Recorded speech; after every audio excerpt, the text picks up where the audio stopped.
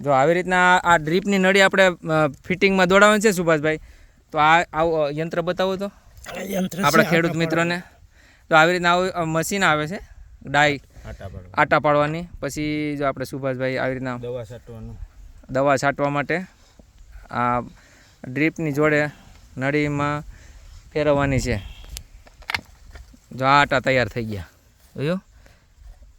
પછી જો આવી રીતના છે ને આ સ્ટીલની કપલીન આવે છે આટાવાળી, આ એરેડ જ આવે, એ મારી દેવાની બસ દેખાડવાનું છે. અને પછી પ્રેશર આમાં 200નું હોય એટલે લીકેજ બીકેજ ક્યાંય થાય નહીં. આમાં એવું બોરિયું નાખી દેવાનું અને ઉપર વાલ ચડાવી દેવાનો. 2 પોઈન્ટની વચ્ચે 80 ફૂટ જેવું અંતર છે, એટલે 80 ફૂટે એક આવો વાલ દેખાડો સુભાષભાઈ, આવો વાલ મૂકવાનો અને વાલ બંધ કરી દેવાનો. બીજી જગ્યાએ નળી નાખી દેવાની પંપની અને દવાનો છંટકાવ કરવા માંડવાનો. આ જુગાડ બહુ સારો છે. આમાં ભાડું બચે ટ્રેક્ટરનું અને ટાંકાવાળાનું. આપણે જો આવી રીતના આમ સરડી કરી છે, આમાં આ જો ઝીણો પાઇપ છે ને, આ ઝીણો પાઇપ એ આપણે દોડાવી દેવાનો છે.